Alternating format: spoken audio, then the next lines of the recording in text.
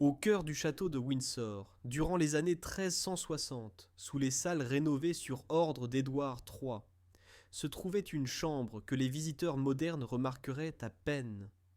Le grand cellier voûté s'étendait sur 193 pieds à travers les fondations du château, son plafond de pierre voûtée s'élevant au-dessus de rangées de tonneaux de chêne massif.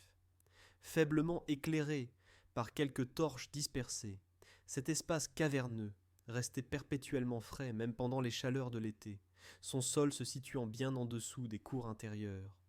Ici, des centaines de gallons de vin et de bière reposaient dans une fraîcheur immuable, attendant d'étancher la soif des nobles comme des soldats. C'était la réfrigération médiévale dans toute sa splendeur. Non pas un engin mécanique, mais un triomphe architectural, fait de pierre, de terre et d'une sagesse empirique accumulée au fil des siècles. Dans cette vidéo, vous découvrirez les systèmes étonnamment sophistiqués que les peuples du Moyen Âge ont développés pour conserver la fraîcheur des aliments sans le moindre watt d'électricité, sans machines à glace et sans aucune des technologies que nous considérons aujourd'hui comme essentielles.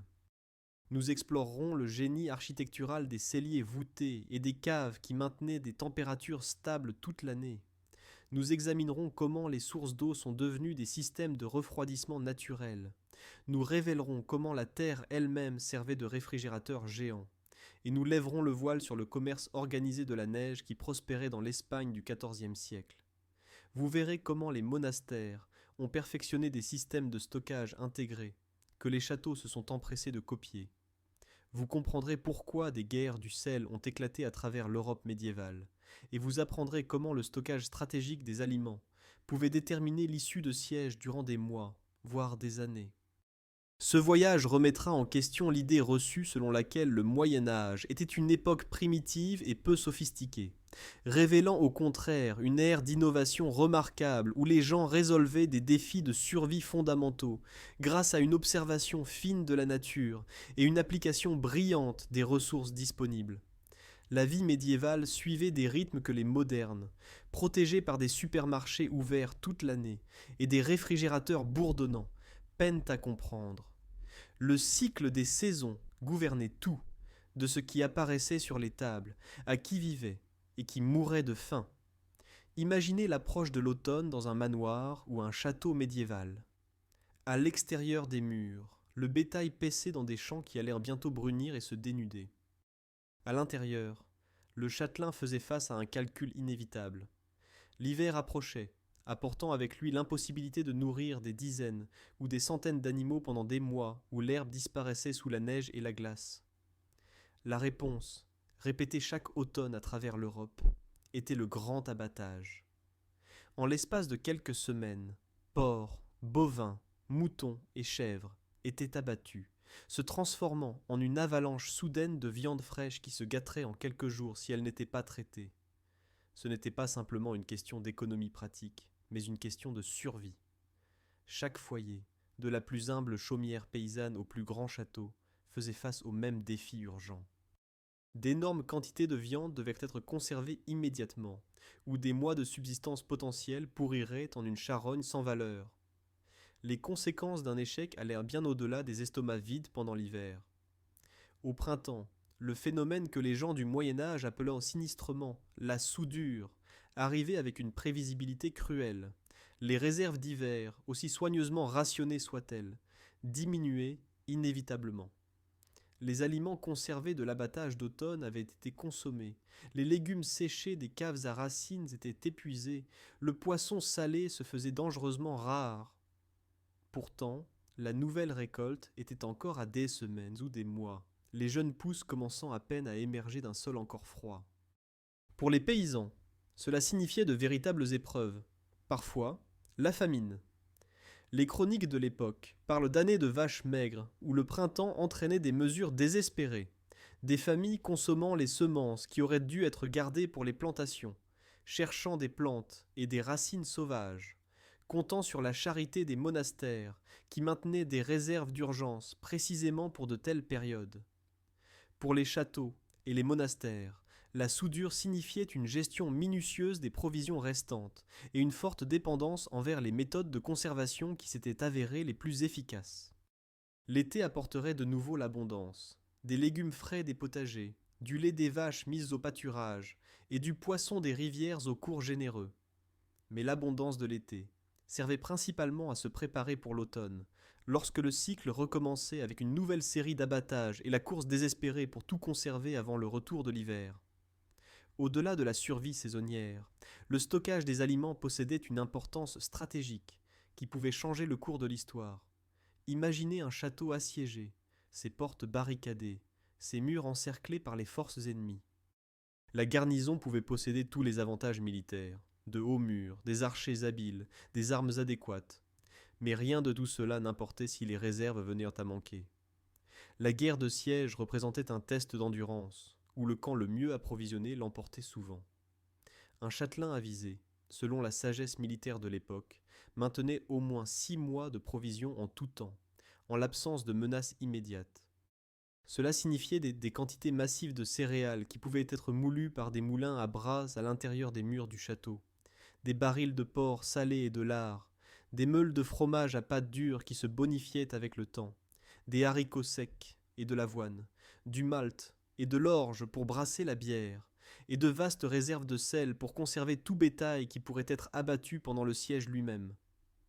Les archives historiques documentent des sièges qui ont duré des années, dont l'issue n'a pas été déterminée par la vaillance militaire, mais par le camp dont les réserves de nourriture ont duré le plus longtemps. La grande cave à la base du donjon d'un château, à moitié souterraine et s'étendant à travers les fondations en pierre, contenait littéralement la différence entre la victoire et la reddition, entre la conservation d'un territoire et sa perte au profit d'ennemis qui attendaient simplement que la famine fasse leur travail. Les exigences religieuses ajoutaient une autre couche de complexité au défi du stockage alimentaire médiéval. À l'apogée du Moyen Âge, les chrétiens d'Europe observaient un calendrier complet de jours de jeûne ou de jours maigres qui étonnerait les pratiquants modernes. L'interdiction s'étendait bien au-delà des vendredis pour inclure les mercredis dans de nombreuses régions, les pratiques variant selon les zones et les périodes. Ajoutez à cela les semaines de l'Avent avant Noël, les 40 jours du Carême avant Pâques, et de nombreuses fêtes dédiées à divers saints, et le chrétien médiéval passait près de la moitié de l'année à s'abstenir de viande et souvent aussi de produits laitiers et d'œufs. Pendant le Carême, les restrictions se durcissaient encore. Il était interdit aux fidèles de manger avant 3 heures de l'après-midi, l'heure de la mort du Christ, et il leur était interdit de consommer de la viande, des produits de laitiers ou des œufs. La seule exception qui a eu un impact économique énorme à travers l'Europe était le poisson. Relativement facile à trouver, à pêcher et à conserver par séchage et salage, le poisson est devenu la protéine qui a nourri des millions de personnes pendant leurs jours maigres. Le harengue, fumé et salé en baril, nourrissait le peuple, tandis que la morue devenait populaire parmi ceux qui pouvaient se le permettre, car beaucoup considéraient que le poisson séché avait meilleur goût que le frais et se conservait plus longtemps. Le moment du carême, arrivant au début du printemps, précisément lorsque les caves et les coffres de stockage commençaient à se vider après l'épuisement de l'hiver, faisait du poisson conservé non seulement une exigence religieuse, mais une nécessité pratique. Sans des méthodes sophistiquées de conservation et de stockage du poisson, la société chrétienne médiévale n'aurait tout simplement pas pu fonctionner comme elle le faisait. Ces pressions saisonnières, stratégiques et religieuses affectaient les différentes classes sociales de manière fondamentalement différente. Les nobles vivant dans les châteaux et les manoirs mangèrent de la viande fraîchement tuée lors d'expéditions de chasse, du poisson de rivière pêché le jour même, et des légumes frais récoltés sur leur propre domaine. Leurs tables reflétaient les avantages économiques et logistiques de la richesse, de la propriété foncière et du travail des autres. Les paysans, en revanche, consommaient presque exclusivement des aliments conservés, avec des légumes et des fruits salés ou mis en conserve immédiatement après la récolte, de la viande salée quelques heures après l'abattage, et des aliments frais réservés aux brèves fenêtres, où l'abondance saisonnière rendait la conservation temporairement inutile. Cette division fondamentale, aussi élémentaire que ce que les gens mangeaient, et quand ils le mangeaient, illustrait les réalités économiques plus larges qui structuraient la vie médiévale. Avant de nous plonger dans les pièces et les technologies spécifiques que les peuples du Moyen Âge ont développées, nous devons d'abord comprendre la physique qui a rendu tout cela possible. La pierre, ce matériau de construction omniprésent des châteaux, des monastères et des demeures importantes, ne fonctionnait pas comme un véritable isolant au sens moderne, mais comme ce que les ingénieurs appellent aujourd'hui un matériau à inertie thermique. Le calcaire, le grès et le tuf poreux, extraits à travers l'Europe et assemblés en murs atteignant parfois 6 pieds d'épaisseur ou plus, possédaient une propriété remarquable. Ces matériaux absorbaient lentement la chaleur pendant la journée, la retenaient dans leur structure moléculaire dense, puis la libéraient progressivement la nuit. Le résultat était un amortissement spectaculaire des variations de température quotidiennes. Là où les bâtiments en bois pouvaient être étouffants à midi et glaciales à minuit, les structures en pierre maintenaient des températures relativement stables, restant plus fraîches pendant la journée et conservant une certaine chaleur pendant la nuit.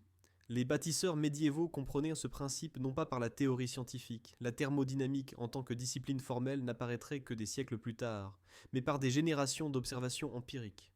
Ils savaient, avec la certitude qui vient de l'expérience vécue, que les murs de pierre épais gardaient les intérieurs confortables d'une manière que les constructions plus minces ne pouvaient jamais égaler. Cette compréhension a conduit à l'une des innovations les plus importantes de l'architecture médiévale pour le stockage des aliments, le cellier voûté. Présent dans les châteaux, les églises, les manoirs et les monastères de toute l'Europe, le cellier voûté était essentiellement une cave souterraine voûtée, caractérisée par ses plafonds en pierre en arc, ses murs massifs et son accès limité. La conception atteignait plusieurs objectifs simultanément. Étant souterraine, ces chambres bénéficiant des températures stables de la terre, qui fluctuent beaucoup moins que les températures de l'air en surface. Le plafond voûté, au-delà d'être une nécessité architecturale pour répartir correctement le poids, créait de la hauteur pour empiler les provisions tout en maintenant l'intégrité structurelle. L'accès limité, généralement par une seule entrée gardée, assurait la sécurité des précieuses réserves, tout en limitant l'intrusion d'air extérieur plus chaud. Le grand cellier voûté du château de Windsor, commandé lors des vastes rénovations d'Édouard III dans les années 1350 et 1360, est un exemple parfait d'architecture de stockage spécialement conçue à son plus haut niveau. Ce n'était pas simplement une cave creusée sous des bâtiments existants, mais une chambre soigneusement planifiée s'étendant sur 193 pieds de long et 31 pieds de large, son volume étant divisé en 13 travées distinctes. Tout au long du XIVe siècle, il a servi de principal lieu de stockage du château pour les barils de bière et de vin, ces boissons essentielles qui étaient les plus sûres à boire que l'eau, et cruciales pour maintenir le moral de la garnison en temps de paix comme en temps de siège. L'espace faiblement éclairé, son sol nettement plus bas que les fondations environnantes, créait une fraîcheur naturelle qui empêchait les boissons de tourner même pendant les chaleurs de l'été. Plus tard, sous le règne de Charles II, au XVIIe siècle, le contrôle fiable de la température du cellier voûté s'est avéré si précieux qu'il a été subdivisé pour accueillir des fonctions supplémentaires, notamment une confiserie, une argenterie et même une salle à manger. Le fait qu'un espace conçu pour le stockage, dans les années 1360, servait encore à des fins de refroidissement et alimentaire 3 siècles plus tard, témoigne de l'efficacité intemporelle de sa conception. Le cellier voûté de Windsor n'était guère unique. La tour de Londres, cette forteresse construite par Guillaume le Conquérant à la fin du XIe siècle, contient des vestiges de cellier voûté qui subsistent de la construction originale, démontrant encore les propriétés de refroidissement qui le rendaient précieux, il y a près d'un millénaire. En Écosse, le château de Myre, à Fife, datant d'environ 1300, utilisait son cellier voûté, à la fois comme cuisine médiévale et comme zone de stockage, combinant la préparation des aliments avec le stockage au frais que la conservation exigeait. Le château de Douvres et des dizaines d'autres fortifications à travers l'Europe intégraient des caractéristiques similaires. Certains châteaux développèrent également des casemates, qui étaient des chambres voûtées construites sous les murs du château plutôt que sous les bâtiments. Celles-ci servaient un double objectif, offrant à la fois un abri pour les soldats pendant les attaques et un stockage protégé pour les fournitures militaires et les denrées alimentaires. Les stratèges militaires de l'époque comprenaient que le stockage des provisions dans ces lieux abrités, frais et fortifiés, les rendaient moins vulnérables à l'action ennemie, tandis que le refroidissement naturel prolongeait leur durée de vie utile. Pourtant, tout refroidissement efficace ne nécessitait pas la construction massive d'un château. La terre elle-même, lorsqu'elle était correctement utilisée, servait de réfrigérateur naturel accessible aux nobles comme aux paysans. Les grottes, qui existaient naturellement dans de nombreuses régions calcaires, étaient utilisées pour le stockage depuis la préhistoire, leur température fraîche et constante étant parfaite pour conserver les aliments. Les sous-sols en pierre creusés profondément dans le sol et les caves à racines excavées sous des maisons même modestes tirèrent parti du même principe. À quelques pieds sous la surface, la terre maintient des températures remarquablement stables, quelle que soit la saison en surface. En été, lorsque les températures de surface peuvent atteindre des sommets étouffants, la terre à 6 pieds de profondeur reste fraîche et humide. En hiver, lorsque des vents glacials hurlent au-dessus, cette même profondeur reste au-dessus du point de congélation, protégée par les propriétés isolantes de la terre. Ces chambres souterraines fonctionnaient comme des réfrigérateurs naturels, maintenant des températures fraîches toute l'année et stockant tout, des légumes frais aux viandes transformées. Pour ceux qui n'avaient pas les moyens d'excaver des chambres souterraines permanentes, l'ingéniosité médiévale a produit une solution élégante, le silo taupinière, parfois appelé butte de terre. Cette méthode de stockage en plein air s'est avérée particulièrement efficace dans les régions tempérées, bien que les zones aux hivers très rigoureux nécessitaient une protection plus robuste. Le processus de construction, affiné au fil des siècles, commençait par la sélection d'un endroit bien drainé et la pose d'un lit de paille de 6 à 8 pouces de profondeur. Sur cette fondation, les légumes, en particulier les légumes racines comme les carottes, les pommes de terre, les betteraves, les navets et les choux raves, étaient entassés en un tas allongé, s'élevant de 32 à 40 pouces de haut. Davantage de paille recouvrait tout le tas de légumes, puis les travailleurs recouvrirent le tout de terre, la tassant pour créer une barrière protectrice contre le gel. Le génie de la conception, cependant, ne résidait pas dans la construction de base, mais dans le système de ventilation. Tous les quelques pieds le long du tas, des tunnels horizontaux de paille s'étendaient au-delà des bords, permettant à l'air d'entrer. À intervalles réguliers sur le dessus du silo, les travailleurs créaient des cheminées de paille exposées qui s'élevaient au-dessus de la couverture de terre. Cet agencement créait un lent flux d'air ascendant traversant le tas, évacuant l'excès d'humidité qui pourrait autrement favoriser la pourriture, tout en maintenant l'environnement stable, frais et légèrement humide qui gardait les légumes frais pendant des mois. Le système ne nécessitait que des matériaux facilement accessibles à tout agriculteur, la paille des récoltes de céréales, la terre du sol lui-même et les légumes à conserver. Simples, efficaces et accessibles aux paysans les plus pauvres, les silos taupinières démontrent que la technologie de réfrigération médiévale n'exigeait pas toujours des murs de pierre et de vastes ressources.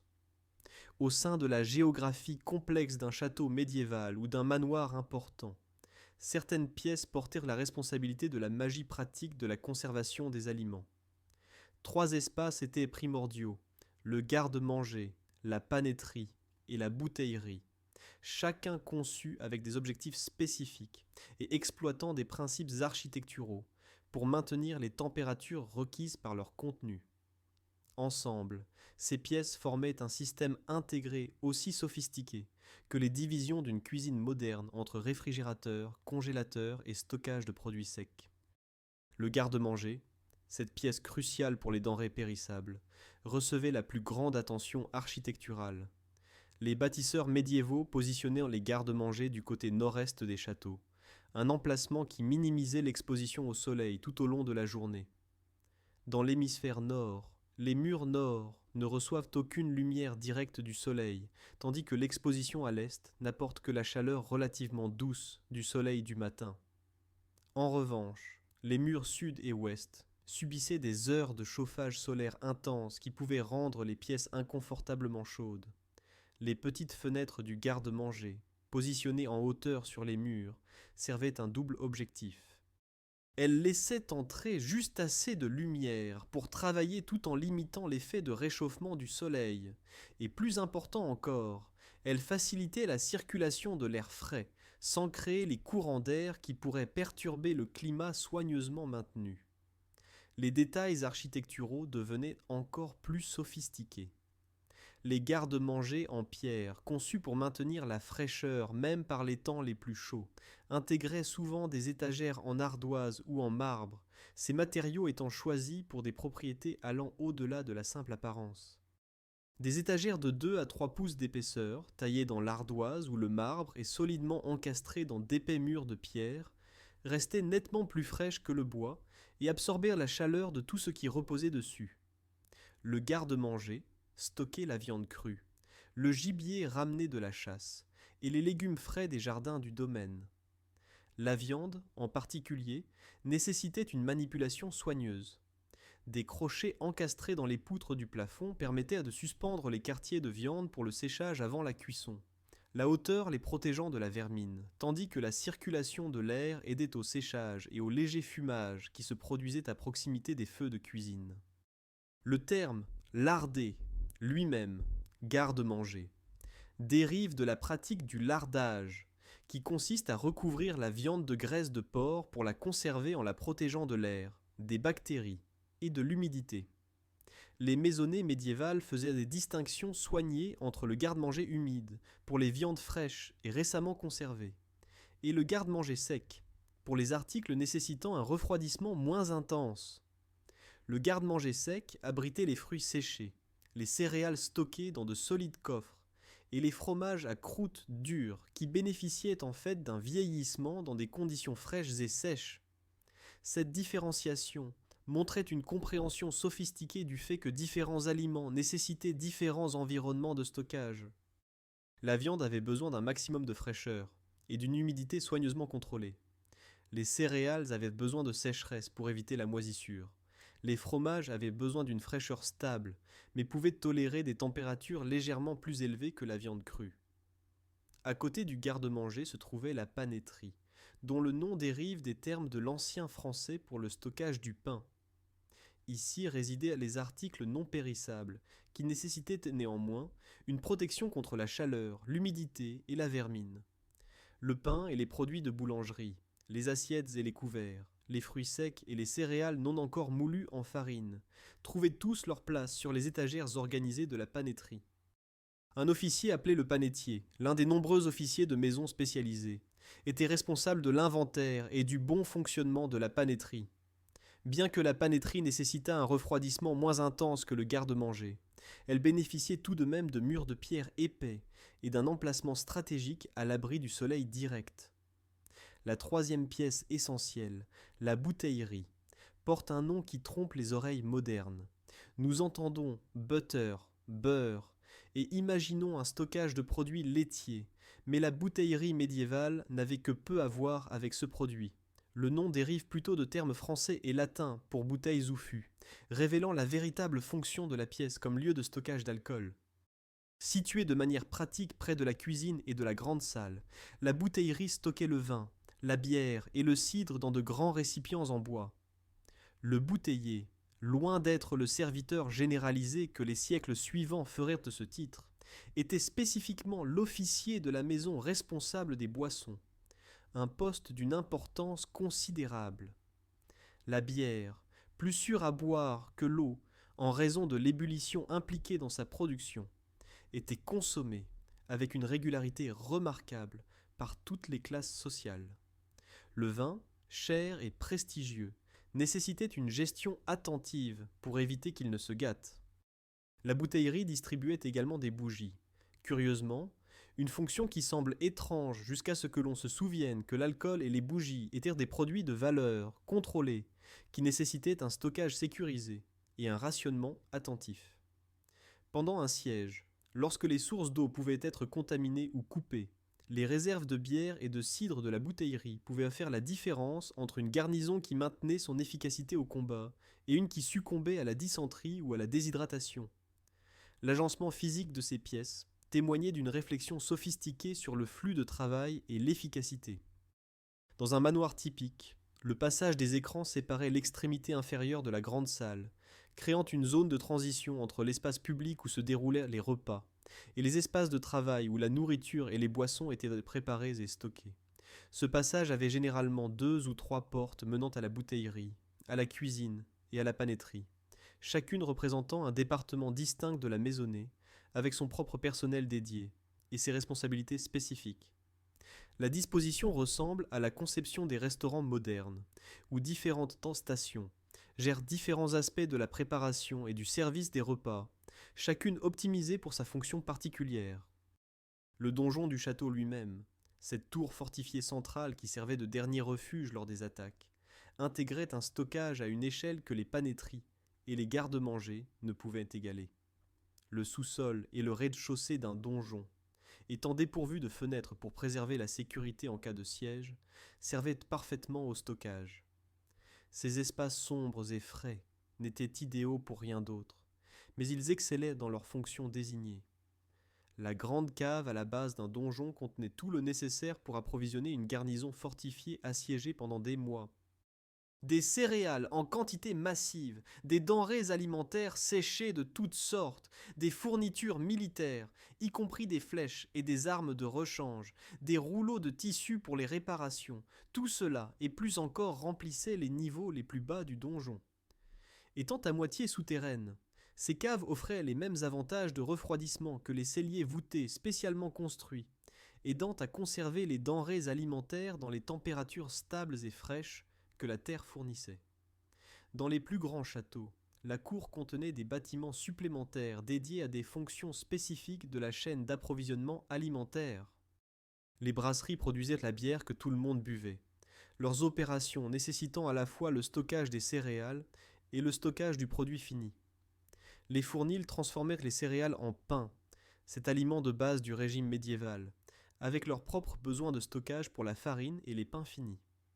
L'eau, cette substance essentielle à la vie même, servait au peuple du Moyen Âge non seulement pour boire et se laver, mais aussi comme agent de refroidissement d'une efficacité remarquable. Les applications allaient du simple et universel à l'architecturalement sophistiqué, mais toutes exploitaient les propriétés physiques de l'eau, sa grande capacité thermique, sa tendance à maintenir des températures stables en grand volume, et la fraîcheur de l'eau tirée des puits ou des sources profondes sous la surface de la terre. Les puits de château représentaient l'un des aspects les plus longs, difficiles et coûteux de la construction d'un château. La nécessité militaire était évidente. Un château qui n'avait pas accès à l'eau douce ne pouvait pas résister à un siège prolongé, quelle que soit la qualité de l'approvisionnement de ses garde-manger. Une garnison mourant de soif se rendrait aussi sûrement qu'une garnison mourant de faim. Pourtant, les caractéristiques mêmes qui rendaient les châteaux défendables rendaient les puits presque impossibles à creuser. Les châteaux étaient délibérément construits à haute altitude, positionnés sur des sommets de collines ou des affleurements rocheux qui offraient des vues dominantes et des avantages défensifs naturels. Ces positions élevées signifiaient qu'il fallait creuser à travers la roche solide, parfois sur des centaines de pieds, pour atteindre la nappe phréatique. Les puits de certains châteaux descendaient si profondément que remonter l'eau à la surface nécessitait des équipes d'hommes ou d'animaux travaillant par roulement. Le coût en main-d'œuvre, en temps et en argent était stupéfiant, mais l'alternative était impensable. Certaines régions ont développé des variations ingénieuses sur la conception traditionnelle des puits. Certains châteaux allemands intégraient des systèmes pour recueillir l'eau de pluie, reconnaissant que les précipitations tombant sur les toits et les cours représentaient une ressource précieuse qui était simplement gaspillée. Ces systèmes collectaient l'eau de pluie, la faisaient passer à travers des filtres à sable qui éliminaient les débris et améliorèrent le goût, puis déposaient l'eau purifiée dans des réservoirs taillés directement dans la roche. Ce processus de filtration, rudimentaire selon les normes modernes mais néanmoins efficace, garantissait que l'eau était à la fois propre et, parce qu'elle passait à travers du sable et de la pierre riches en minéraux, réellement plus saine que la simple pluie. Dans la péninsule ibérique, où les étés pouvaient être d'une sécheresse brutale, de nombreux châteaux espagnols dépendirent de citernes, appelées aljibes, dans la terminologie d'influence arabe de la région. Ces grandes chambres souterraines recueillaient l'eau de pluie pendant les saisons plus humides, la stockant pour une utilisation pendant les mois secs qui suivaient. L'application la plus simple de l'eau pour le refroidissement ne nécessitait aucune construction élaborée. Les récipients alimentaires, pots en céramique, seaux en bois, sacs en cuir, pouvaient être immergés directement dans des cours d'eau froids ou descendus dans des puits où ils restaient naturellement refroidis par l'eau froide environnante. Cette méthode, accessible à quiconque vivait près d'une source d'eau, ne nécessitait rien de plus qu'une corde et un couvercle sécurisé pour maintenir le contenu du récipient alimentaire séparé de l'eau elle-même. Les habitants des châteaux, comme les paysans, utilisaient cette technique simple pour un refroidissement à court terme, en particulier pendant les chaudes journées d'été, où la différence entre la température de l'eau fraîche d'un ruisseau et la température de l'air ambiant pouvait être de 30 degrés ou plus. Plus sophistiquée sur le plan architectural était la maison source, une structure qui mérite d'être reconnue comme l'une des innovations les plus élégantes de l'Europe médiévale en matière de conservation des aliments. Au Moyen Âge, les maisons sources étaient devenues courantes en Grande-Bretagne, en Allemagne et dans d'autres régions dotées de nombreuses sources et de petits cours d'eau.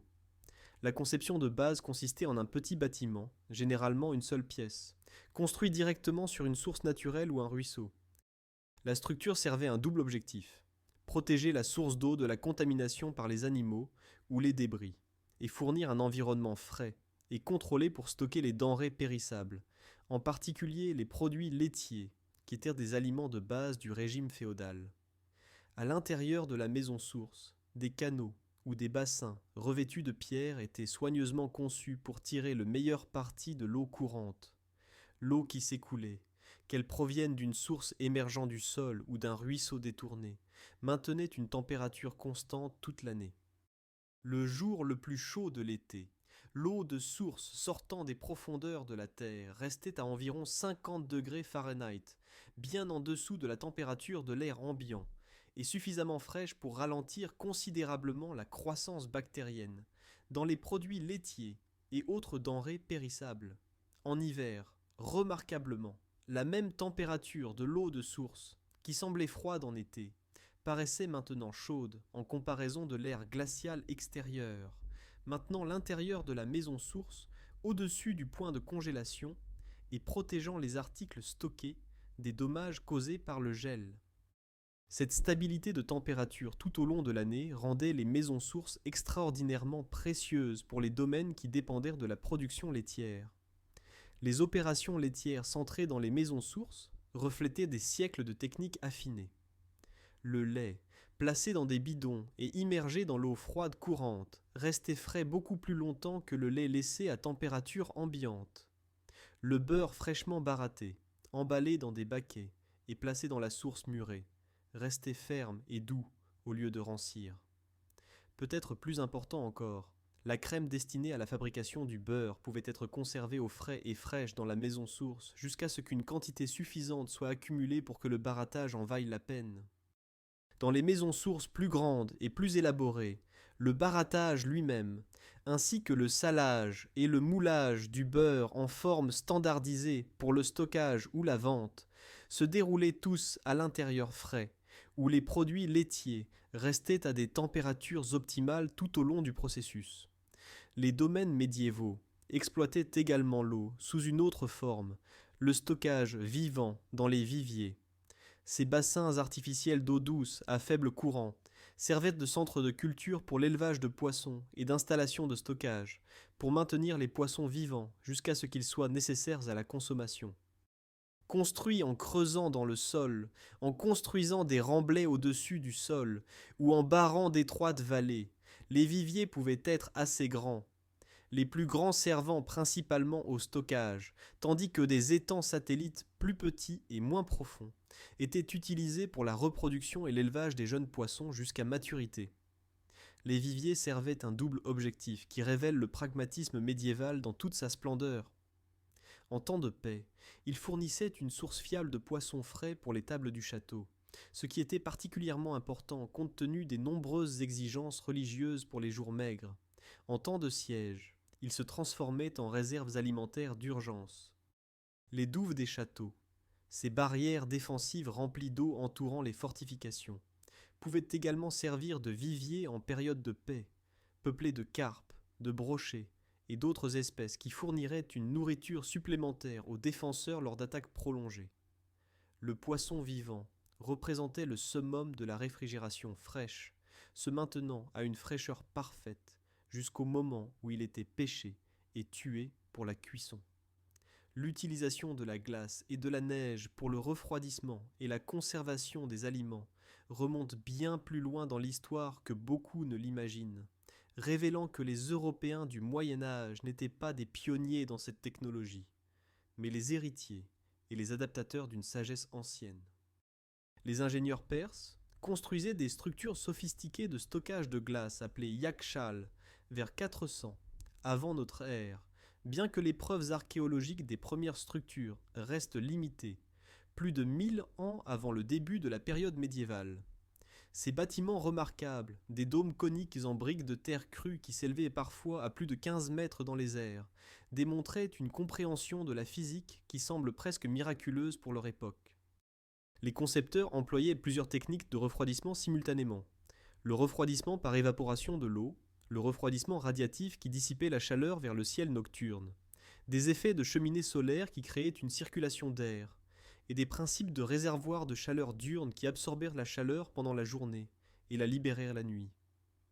Sous ces dômes impressionnants se trouvaient des chambres souterraines, abritées, où la glace récoltée pendant l'hiver était stockée pour être utilisée pendant les étés persans brutaux. Au sein de l'Europe médiévale elle-même, des preuves confirment l'existence de puits à glace en Grande-Bretagne pendant la période médiévale, bien que ces structures soient restées plus simples et moins sophistiquées que les conceptions élaborées qui apparaîtraient au XVIIe siècle. Les puits à glace médiévaux étaient essentiellement des chambres souterraines, souvent revêtues de pierres ou de briques, où la glace d'hiver pouvait être stockée sous des couches d'isolant. L'idée de ces structures est arrivée en Grande-Bretagne par des voyageurs qui avaient vu des arrangements similaires en Italie, où la pratique avait une plus longue histoire. Les paysans italiens, vivant dans des régions montagneuses, collectaient la glace à haute altitude et l'utilisaient pour garder les aliments au frais, à l'intérieur des grottes, ces réfrigérateurs naturels qui ne nécessitaient aucune construction, mais offraient une excellente stabilité de température.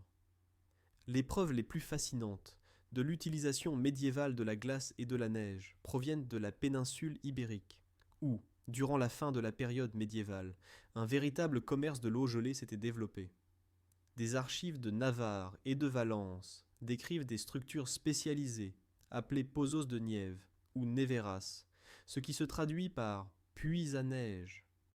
Ces installations servirent de points de collecte et de stockage pour la neige des montagnes, qui était ramassée par des travailleurs, compactée sous des couches de paille qui fournissaient une isolation, puis expédiée vers les marchés urbains, où elle pouvait être vendue. L'étude archivistique menée par l'historien Horatio Capel a révélé des contrats détaillés pour la livraison de neige aux hôpitaux, où elle servait à des fins médicales, et aux confiseurs, qui l'utilisaient dans la préparation des aliments. À la fin de la période médiévale, ce commerce de la neige avait évolué au-delà de l'exploitation opportuniste occasionnelle pour devenir un commerce organisé, avec des fournisseurs réguliers, des itinéraires établis et des prix prévisibles. La physique derrière ces maisons à neige ibériques faisait écho aux principes perfectionnés des siècles plus tôt dans les yakshals persans.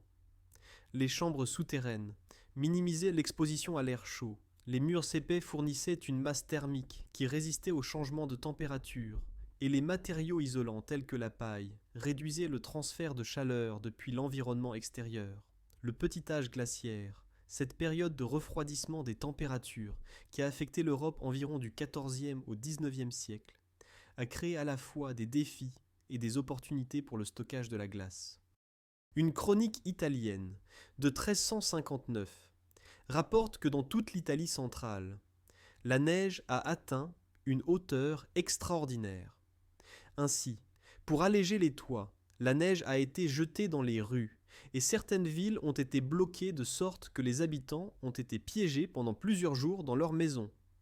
De telles conditions extrêmes présentaient des difficultés évidentes, bâtiments effondrés, routes bloquées, bétail mourant de froid et de manque de fourrage, Pourtant, elles fournissaient également une neige et une glace abondantes pour la collecte, bien plus que ce qui pouvait être utilisé immédiatement.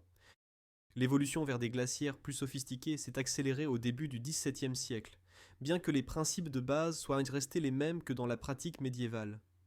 Lorsque le roi Jacques Ier a commandé la première glacière moderne en 1619 à Greenwich Park, suivie d'une autre à Hampton Court en 1625 à 1626, il ne faisait que formaliser et agrandir des structures qui existaient sous des formes plus simples depuis des siècles.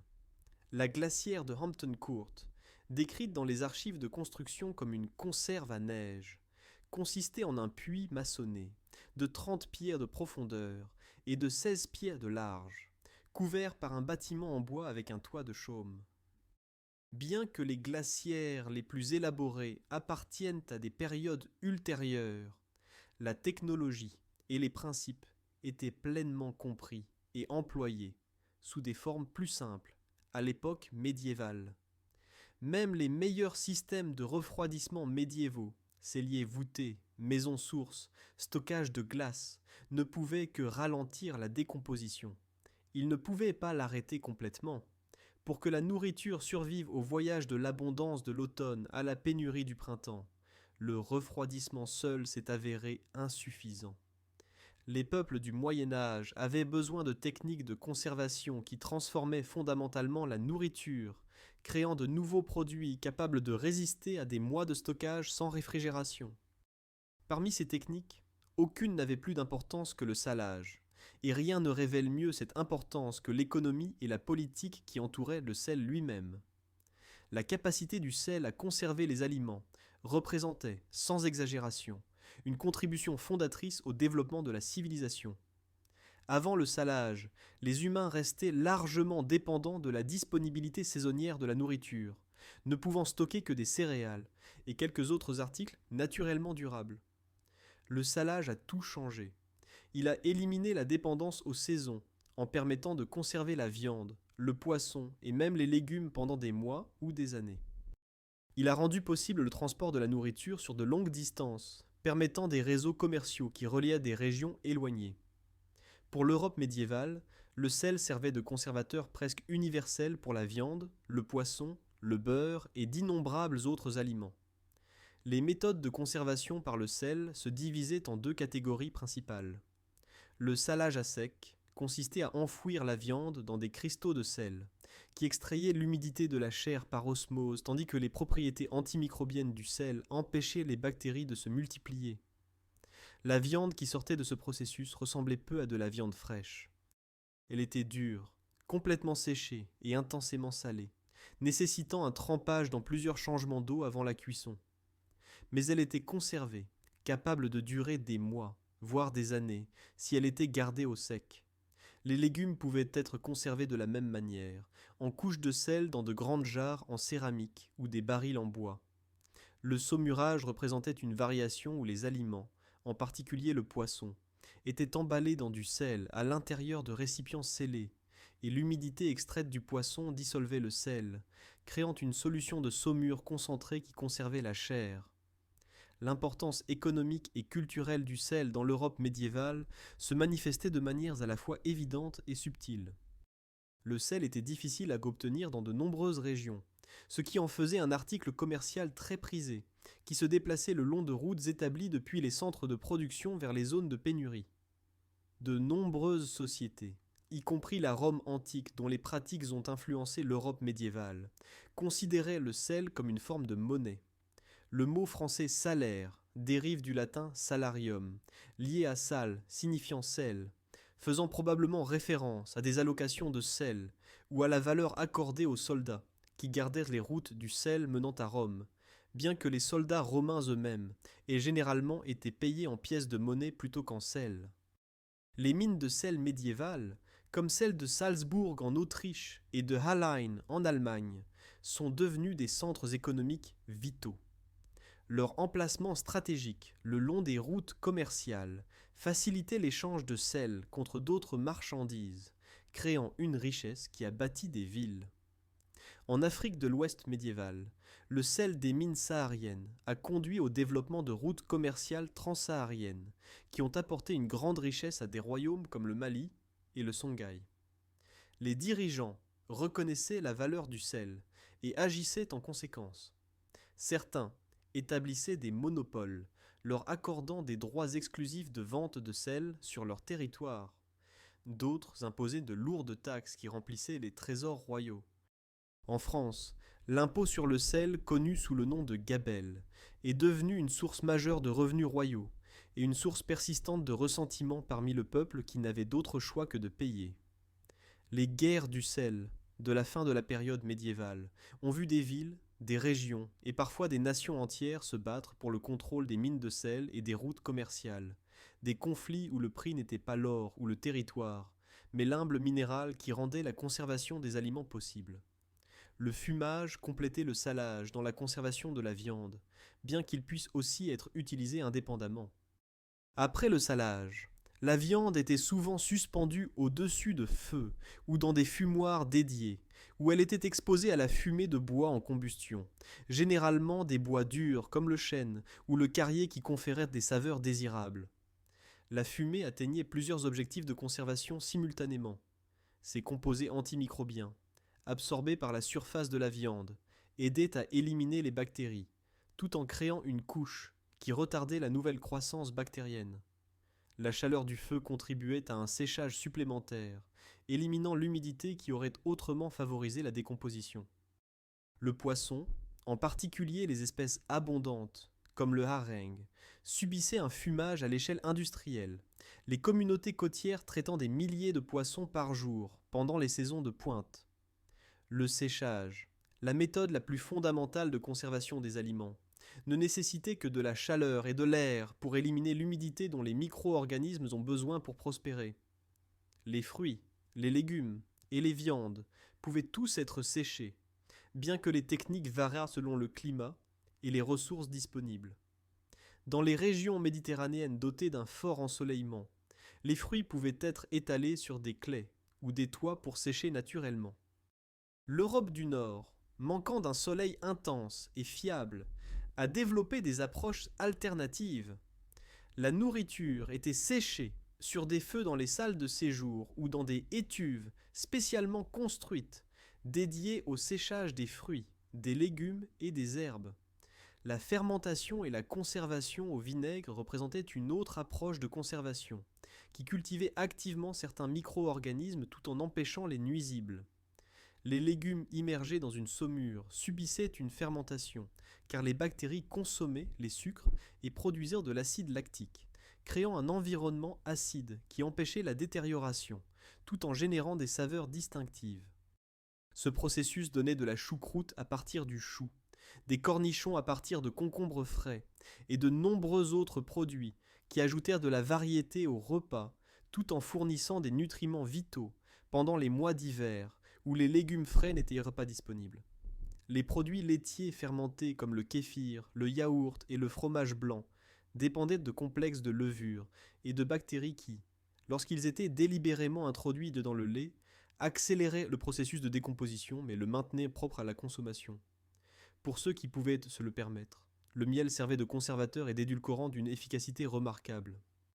Les peuples du Moyen Âge, n'ayant pas accès au sucre bon marché, qui restait un luxe exotique importé à grands frais de terres lointaines, dépendaient du miel comme principal édulcorant.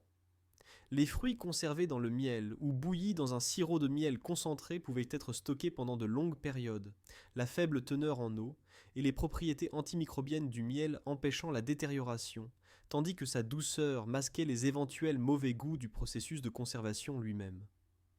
L'approche médiévale de la conservation des aliments révèle une compréhension sophistiquée du fait que le refroidissement et la conservation fonctionnaient mieux en combinaison. Un cellier voûté maintenait des températures fraîches qui ralentissaient la croissance bactérienne. Le salage ou le fumage créaient des conditions activement hostiles à la décomposition. Ensemble, ces techniques prolongeaient la durée de conservation bien au-delà de ce que chaque méthode pouvait accomplir indépendamment. Si les châteaux représentaient des centres de pouvoir militaire et politique, les monastères étaient des centres d'apprentissage, de dévotion spirituelle et, de manière souvent négligée, d'innovation pratique. L'approche monastique du stockage et de la conservation des aliments a atteint un niveau d'organisation et d'efficacité que la société laïque a étudié et imité avec empressement. Le cœur de la gestion alimentaire monastique était le cellarium, un terme dérivé du mot latin cella, signifiant cellier. Également connu sous le nom plus courant de cellier voûté, le cellarium était le principal entrepôt du monastère, un espace frais et sombre utilisé pour stocker les denrées alimentaires, la bière et les vins essentiels pour soutenir la communauté monastique à travers toutes les saisons.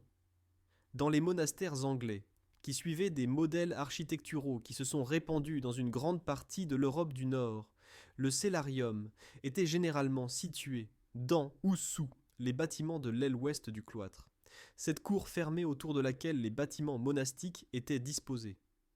Cet emplacement n'était pas arbitraire mais reflétait une réflexion approfondie sur l'accès et la fonction. L'emplacement dans l'aile ouest signifiait que le cellarium était proche de l'entrée principale du monastère, facilitant la livraison de fournitures de l'extérieur, sans que les charrettes et les ouvriers aient à traverser des zones dédiées au culte ou à la contemplation. Simultanément, il maintenait la proximité avec le réfectoire où les moines mangeaient et la cuisine où la nourriture était préparée, minimisant la distance que les provisions devaient être transportées lors des opérations quotidiennes. L'ordre cistercien, en particulier, est devenu célèbre pour la sophistication de ses opérations agricoles et de ses systèmes de gestion alimentaire. L'abbaye de Fountains, dans le Yorkshire, qui est devenu l'un des monastères cisterciens les plus riches et les plus influents d'Angleterre, présentait des zones de stockage d'une échelle impressionnante. Le cellarium de Fountains, avec son plafond de pierre voûté soutenu par des rangées de colonnes, offrait de l'espace pour d'énormes quantités de nourriture, de vin et d'autres fournitures. Ce n'était pas un simple entreposage, mais un stockage soigneusement organisé où différents produits étaient conservés dans des conditions optimales pour leur conservation. La supervision de tout cela incombait au cellérier, l'un des obédianciers du monastère, ces moines auxquels étaient assignées des responsabilités administratives spécifiques.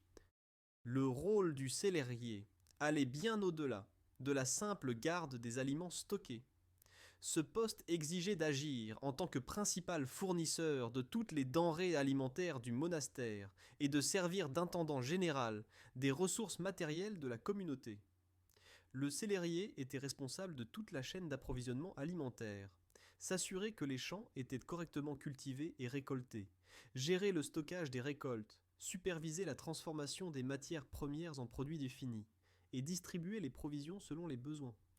Sous la supervision du cellérier se trouvaient les moulins du monastère où le grain était moulu en farine, la brasserie où la bière était fabriquée, la malterie où l'orge était traitée pour le brassage et le fournil où le pain était cuit.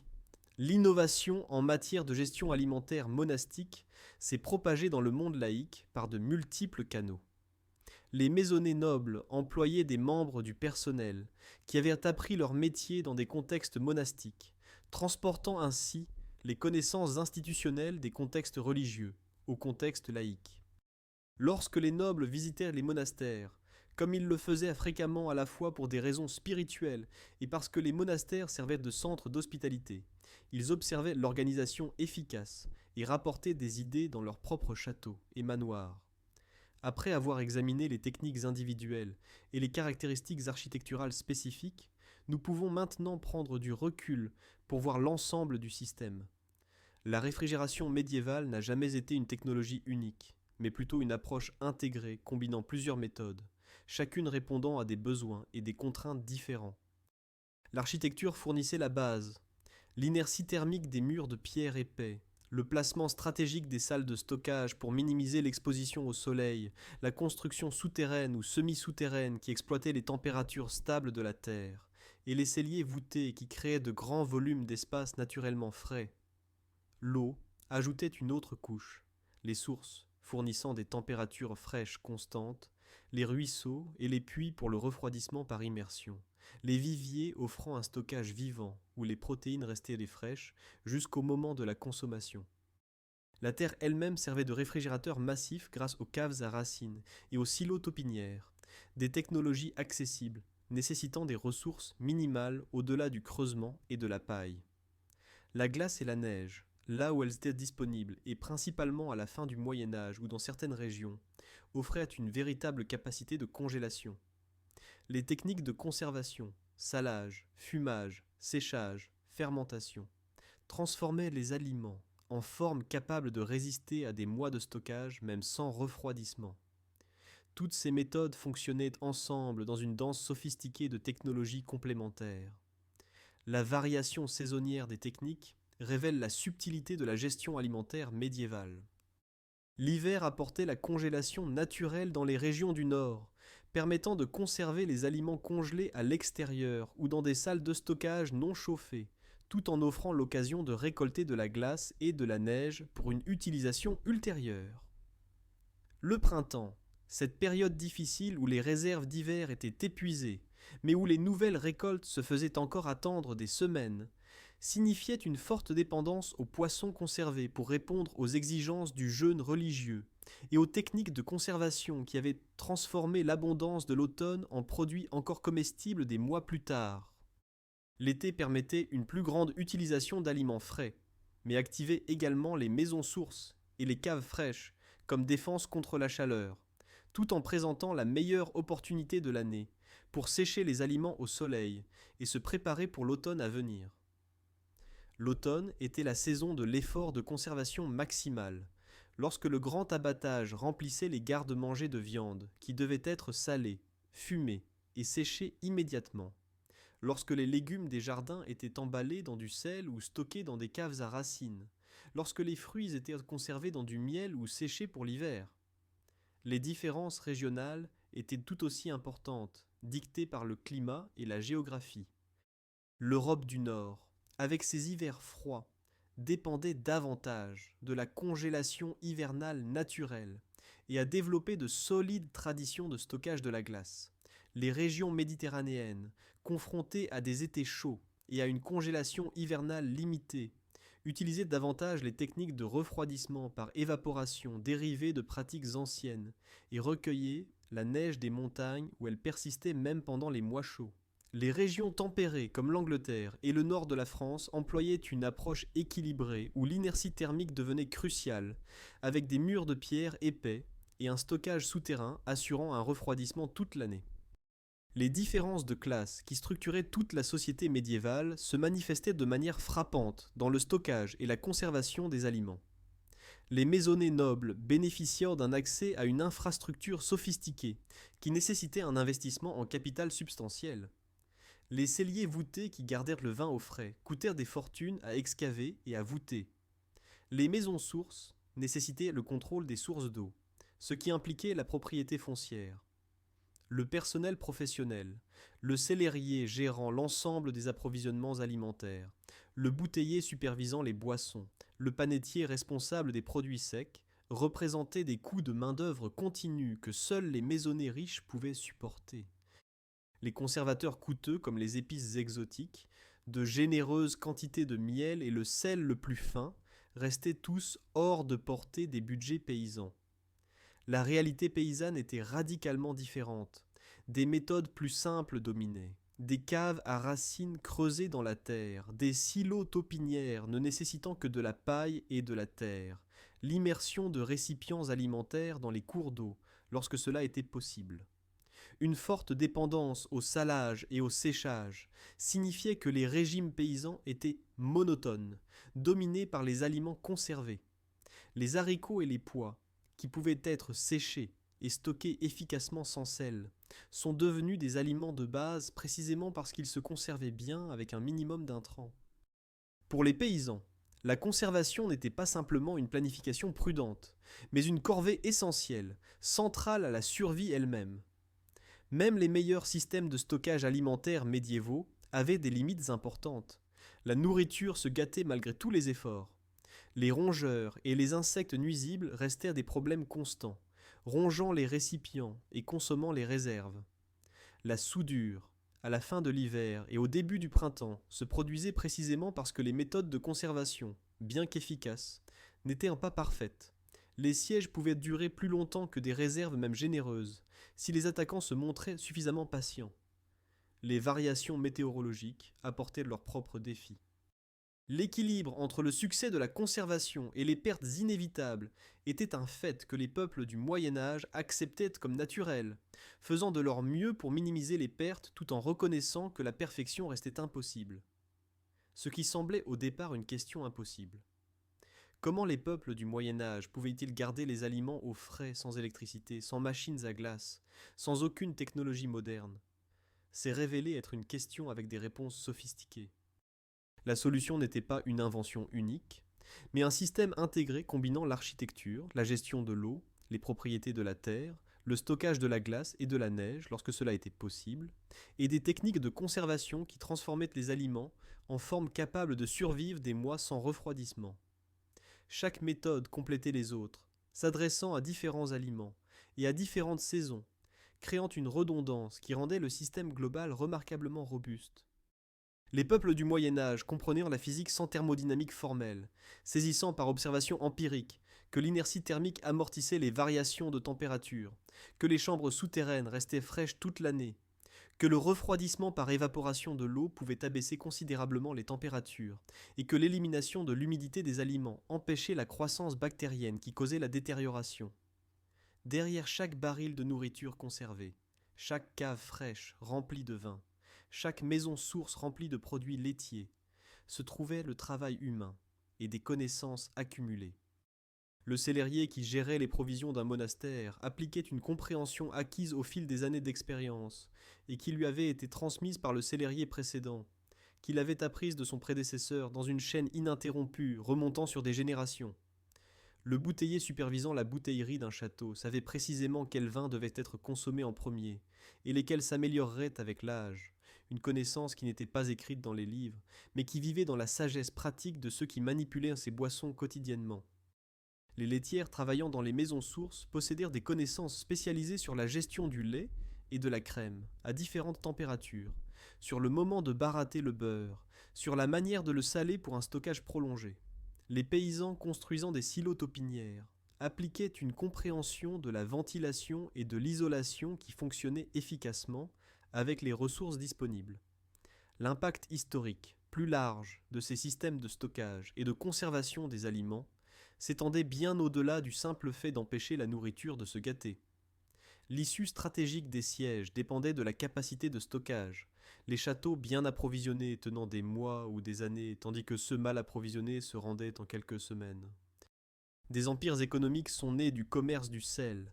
Salzbourg et d'autres régions productrices de sel gagnant une richesse et une influence bien au-delà de ce que leur taille suggérerait. Les guerres du sel, qui éclataient périodiquement pour le contrôle des mines de sel et des routes commerciales, démontraient que cet humble conservateur était suffisamment important pour qu'on se batte pour lui. Les exigences religieuses ont façonné les techniques de conservation, la demande de poissons pendant le carême, créant des réseaux commerciaux internationaux et faisant de la pêche à la morue l'une des principales industries de l'Europe médiévale. Sans un stockage et une conservation efficace des aliments, la société médiévale telle que nous la connaissons n'aurait tout simplement pas pu fonctionner. Les châteaux n'auraient pas pu résister aux sièges. Les villes n'auraient pas pu subvenir aux besoins de leur population pendant les hivers où la nourriture fraîche n'était pas disponible. Et le commerce n'aurait pas pu prospérer, car les marchandises n'auraient pas pu parcourir les distances requises. En regardant en arrière, depuis notre perspective moderne de réfrigération instantanée, où nous tenons pour acquis la capacité de garder les aliments frais pendant des semaines ou des mois avec un simple appareil qui ne nécessite qu'une prise électrique, il est facile d'oublier la sophistication des solutions pré-industrielles. Nous pourrions supposer que les gens sans réfrigérateur souffraient simplement de nourriture avariée et de régimes limités, qu'ils luttaient contre les défis de la conservation sans réponse efficace. La réalité, comme nous l'avons vu, était bien différente. Les peuples du Moyen Âge ont développé des techniques qui fonctionnaient, et qui fonctionnaient assez bien pour soutenir des sociétés complexes pendant des siècles. Beaucoup de ces techniques sont encore utilisées aujourd'hui, non seulement comme des curiosités historiques, mais comme des méthodes pratiques employées par des personnes qui apprécient les approches traditionnelles. Les caves à racines continuent de servir les agriculteurs et les adeptes de l'agriculture durable. Le salage, le fumage et le séchage ont connu un renouveau grâce au mouvement de production alimentaire artisanale qui valorise ses saveurs et ses techniques. Les principes de l'inertie thermique inspirent l'architecture durable, la conception solaire passive moderne, appliquant la même compréhension de l'absorption et de la libération de chaleur que les bâtisseurs médiévaux employaient intuitivement. La fermentation est devenue centrale dans le brassage artisanal, la fabrication de fromages artisanaux et le mouvement plus large vers les méthodes traditionnelles de préparation des aliments. Les leçons que ces méthodes médiévales offrent vont au-delà de la nostalgie ou de l'intérêt historique. La réfrigération médiévale était durable d'une manière que les systèmes modernes ne le sont pas, n'utilisant aucun combustible fossile et ne produisant aucune émission de gaz à effet de serre. Ces techniques ont fonctionné avec la nature plutôt que contre elle, exploitant les propriétés de l'eau, les températures stables de la terre et les variations saisonnières au lieu d'essayer de les surmonter par une dépense énergétique brute. Les peuples du Moyen Âge comprenaient les rythmes saisonniers parce que leur survie en dépendait, développant des calendriers sophistiqués qui régissaient la plantation, la récolte, l'abattage et la conservation. Ils valorisaient les connaissances accumulées, reconnaissant que la sagesse des générations précédentes, affinée par essais et erreurs au fil des siècles, offrait des solutions plus fiables que l'innovation individuelle. À notre époque actuelle de changement climatique et de préoccupations croissantes concernant la durabilité, peut-être que l'ingéniosité médiévale offre des leçons dignes d'être entendues. Comment pourrions-nous travailler avec le refroidissement naturel au lieu de toujours compter sur la climatisation énergivore? Comment pouvons-nous exploiter les températures stables de la Terre pour le stockage et la climatisation? Les solutions à faible technologie qui ont soutenu l'Europe médiévale pendant des siècles démontrent qu'un stockage alimentaire et une climatisation efficace ne nécessitent pas nécessairement des apports énergétiques massifs.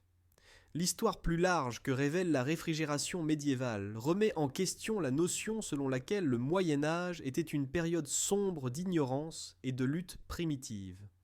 Ce que nous avons découvert à la place, c'est une ère de sophistication exprimée différemment de la nôtre, où des problèmes humains fondamentaux ont reçu des solutions élégantes en utilisant les ressources disponibles. L'innovation s'est produite sous contrainte, les peuples du Moyen Âge étant incapables d'acheter simplement de nouvelles technologies ou d'importer des solutions de lieux éloignés. Ils devaient travailler avec la pierre, l'eau, la terre et les matériaux de conservation disponibles localement, ou via les réseaux commerciaux existants.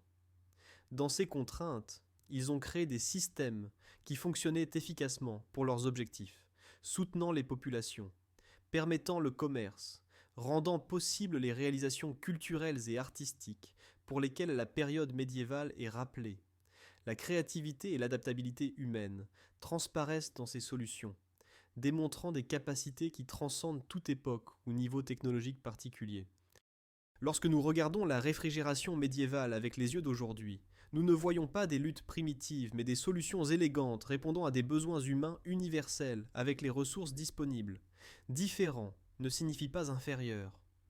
Le cellier voûté du château de Windsor, avec son plafond de pierre voûtée et sa fraîcheur perpétuelle, résolvait le même problème qu'un réfrigérateur moderne, simplement par des moyens différents. La maison source, avec son eau à 50 degrés s'écoulant à travers des canaux de pierre, gardait les produits laitiers frais aussi efficacement qu'un réfrigérateur moderne, ne nécessitant ni électricité ni entretien au-delà du nettoyage des canaux. Le silo taupinière, ce simple tas de légumes recouverts de paille et de terre mais brillamment ventilés par des cheminées de paille, stockait les légumes racines pendant l'hiver avec autant de succès que n'importe quelle installation de stockage frigorifique moderne. Le baril rempli de sel dans le garde-manger d'un château conservait la viande pendant des mois, rendant les protéines disponibles en hiver, lorsque l'abattage d'animaux frais n'était pas possible. Toutes ces solutions relevaient le même défi fondamental, empêcher la nourriture de se gâter. Et toutes ont réussi assez bien pour soutenir la civilisation médiévale. La prochaine fois que vous ouvrirez votre réfrigérateur, pensez un instant aux équivalents médiévaux qui l'ont précédé. Imaginez le cellier voûté au plus profond du château de Windsor, son espace sombre rempli de barils de vin, reposant dans une fraîcheur immuable. Imaginez la maison source, avec son flux constant d'eau à 50 degrés, les bidons de crème flottant dans le courant, tandis que le beurre repose sur des étagères en pierre. Visualisez le silo taupinière dans le champ d'un paysan, ses cheminées de paille évacuant l'humidité, tandis que les légumes sont nichés en sécurité sous la terre et l'isolant. Pensez aux barils remplis de sel dans le garde-manger d'un château, conservant la viande qui nourrira la garnison pendant l'hiver, et un siège possible. Tous ces systèmes, à travers les siècles et les classes sociales, résolvaient le même problème que votre réfrigérateur résout. Tous témoignent de l'ingéniosité humaine à travers les âges, démontrant que nos ancêtres n'étaient pas moins intelligents que nous, travaillant simplement avec des outils et des systèmes de connaissances différents. Leurs solutions, affinées sur des générations et éprouvées par des siècles d'utilisation, méritent notre respect et peut-être, alors que nous faisons face à des défis de durabilité à notre propre époque, notre attention renouvelée. Merci de m'avoir rejoint dans ce voyage à travers le monde étonnamment sophistiqué de la réfrigération médiévale. J'espère que vous avez acquis une nouvelle appréciation de l'ingéniosité de nos ancêtres et une nouvelle perspective sur ce que le Moyen Âge représentait vraiment. Non pas un âge sombre d'ignorance, mais une ère d'innovation pratique et de résolution de problèmes élégantes. Si vous avez apprécié cette exploration de la façon dont les châteaux gardèrent la nourriture au frais sans électricité, je serais ravi que vous mettiez un j'aime à cette vidéo et que vous la partagiez avec d'autres personnes intéressées par l'histoire médiévale et les solutions astucieuses que les gens ont développées avant la technologie moderne. Abonnez-vous à la chaîne pour plus d'analyses approfondies sur les innovations médiévales surprenantes qui remettent en question nos idées reçues sur le passé. Laissez un commentaire pour me dire quelle méthode de refroidissement médiéval vous a le plus surpris, ou partagez vos réflexions sur les leçons que ces anciennes techniques pourraient nous apporter pour notre avenir durable. D'ici la prochaine fois, restez curieux du passé. Il a beaucoup à nous apprendre sur la créativité, l'adaptation et la capacité humaine durable à résoudre des problèmes fondamentaux, quelles que soient les ressources disponibles.